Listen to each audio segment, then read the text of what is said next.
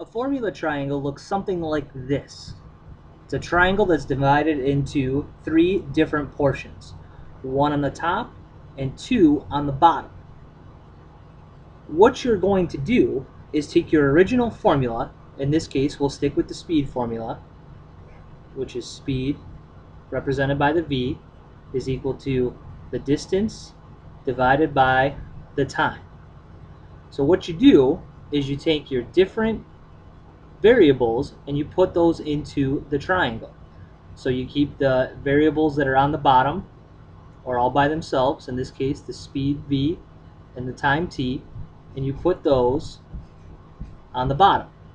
Whichever variable is up at the top all by itself is going to go up at the top all by itself in the formula triangle. So you have something that looks like that. Now that you have your formula triangle set up, just like we do here, it's the same as the big one that I just showed you. Now we need to know how to use it. So the example that I gave before was a problem that wanted you to solve for time. Well, in order to solve for time, we need to know the rest of the things.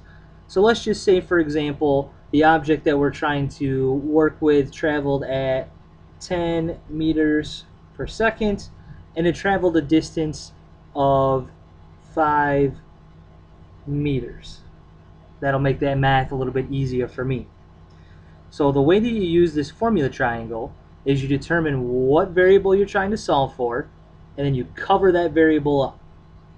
Whatever you have left is going to be your formula. So I cover up the t with my finger, and we're left with d over v. So that's our formula for time.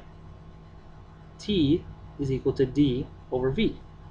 So you put your d over your v, and then all you do is you plug in the information that you already knew from the problem, and you solve.